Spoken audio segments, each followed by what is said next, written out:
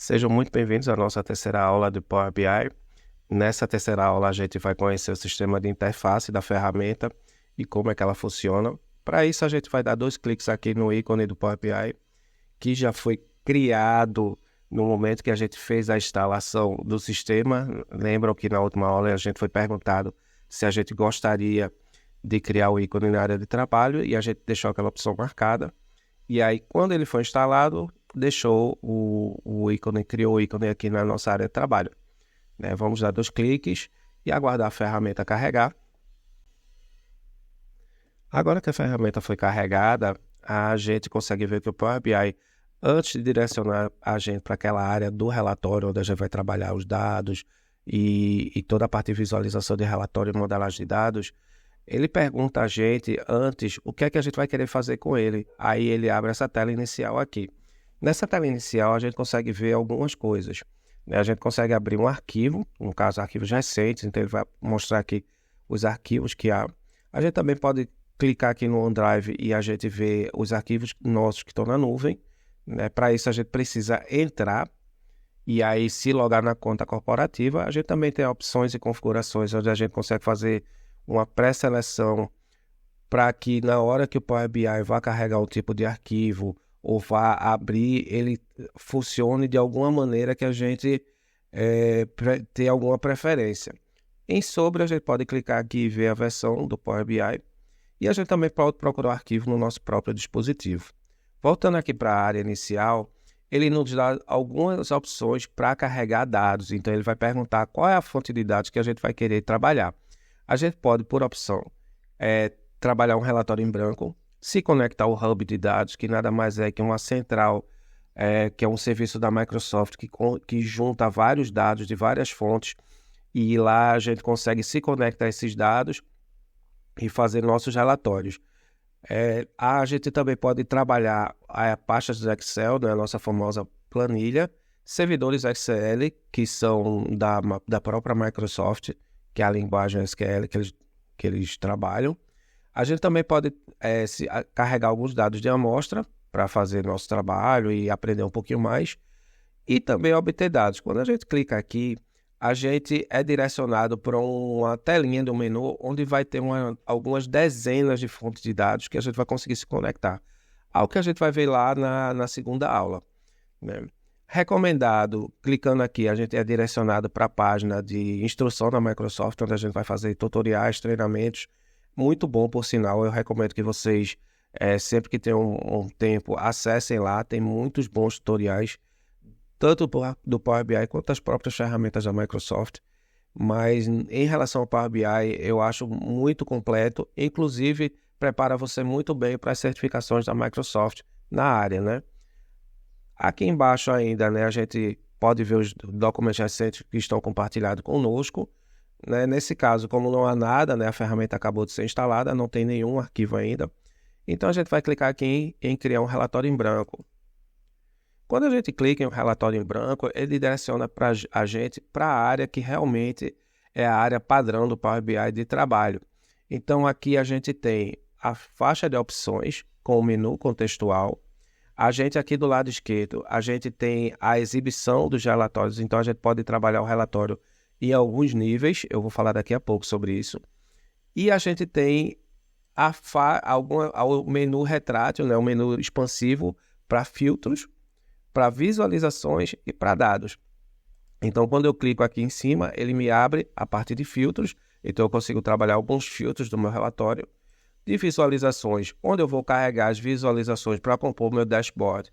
Nessa área aqui, que é chamada de Power View, que é a nossa área de trabalho praticamente dita. E aqui eu tenho algumas visualizações, como eu posso ver, eu tenho um gráfico de barras, eu consigo carregar esses gráficos aqui para dentro. E aqui nesse pincelzinho eu consigo formatar como é que eu vou visualizar essas visualizações, em questão de cores, de configurações. A gente vai ver isso lá na quarta aula, quando a gente vai tratar de cores e design de relatórios, né? E também a parte de dados, ou seja, aqui eu vou carregar os dados que eu quero trabalhar e em cima deles eu vou trabalhar eles dentro do meu relatório. Voltando aqui em cima para a faixa de opções, a gente tem a página inicial. Quando a gente clica nela, a gente aparece alguns botões. Esse menu esse submenu aqui embaixo da faixa de opções, quando a gente clica, ela abre e ela se altera, como a gente pode ver aqui, ó. Porque ele vai conforme o contexto que é apresentado aqui em cima. Então, em página inicial, como é a página inicial propriamente dita, então eu vou trabalhar primeiro a obtenção de dados, depois a transformação de dados e aí depois os visuais que eu vou querer trabalhar. Eu também vou ter a parte de medidas, né, onde eu vou inserir algumas fórmulas para, caso eu queira, por exemplo, saber a média de alguma coisa, ou então alguma fórmula até mais complexa, né, que eu queira exibir no meu relatório, alguma informação que dependa de algum cálculo. Então eu tenho as medidas, eu tenho a confidencialidade, onde eu vou gerenciar os níveis de acesso das informações que vão ser exibidas no meu relatório, né? Então, muitas empresas, a gente pode pegar o caso da prefeitura, que tem níveis de sigilo para documentos, né? Dados de saúde, por exemplo, eles não podem ser exibidos de qualquer maneira e nem para qualquer um. Então, nessa parte aqui eu vou tratar isso. Publicar, no caso, não é possível, uma vez que a gente está usando a ferramenta gratuita, a versão gratuita do Power BI, e aí isso é mais para a versão corporativa, né, onde a gente vai se logar com a conta e aí vai conseguir publicar esses relatórios online. A gente consegue, por exemplo, disponibilizar o link para que pessoas externas consigam acessar. E a gente consegue até criar também alguns aplicativos que ele já vai exibir diretamente o dashboard da forma como a gente quer. Não é a nossa opção agora, né? No caso da versão desktop, ele só fica restrito ao nosso computador. De qualquer forma, é bom que vocês saibam, né, que essa ferramenta aqui é voltada para isso. O Copilot, que é um assistente, no caso de inteligência artificial, que nos ajuda a trabalhar melhor os relatórios. A gente consegue fazer algumas perguntas e pedir que ele faça algumas coisas e aí otimiza a gestão do nosso trabalho aqui com os relatórios. No contexto, no menu inserir, né, a gente tem os botões que a gente vê aqui também que tem na página inicial, né, que é aqui, ó, inserir, a gente olha aqui essa caixinha, e aí quando a gente clica aqui, ela vem mais completinha e a gente consegue inserir alguns relatórios, formas, imagens, né, que é a parte voltada mesmo para o visual do relatório. Tem a parte de modelagem, que é voltada aos dados, né, como é que a gente vai relacionar as tabelas, a gente vai ver daqui a pouco. Tem a parte de exibição, onde a gente vai ver o layout do relatório, como é que ele vai ser, a gente consegue até simular como é que ele vai ser visto em dispositivos móveis. Análise de performance também, que é importante, que a gente também já vê aqui também, onde a gente vê se os visuais estão carregando lento, alguma coisa, a gente consegue fazer alguns trabalhos para verificar se eles estão funcionando da forma ideal. Aqui na barra ao lado, né, a gente tem a exibição do relatório, onde a gente trabalha toda a parte do relatório. A gente trabalha as tabelas, a gente consegue enxergar os dados praticamente aqui dentro, nesse modo de exibição de tabela. E no modo de exibição de modelo, a gente vai tratar dos relacionamentos entre tabelas, né? Muitas vezes a gente vai ter que conectar informações. E aí a gente vai precisar relacionar as tabelas, né? Algo que a gente vai ver na terceira aula. E uma novidade aqui que a gente tem o DAX, que é a linguagem de fórmulas do Power BI.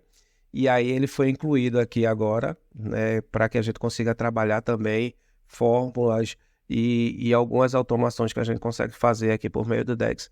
A gente vê aqui também que tem o iconozinho do Copilot, né? A gente pergunta a ele, ele já escreve aqui para a gente, que é bem interessante.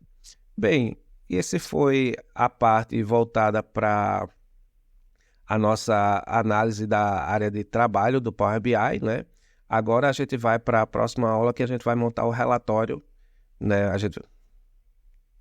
Bem, essa foi a parte de montagem do Power BI, né? Agora a gente já vai direto para a parte prática para ver como é que a gente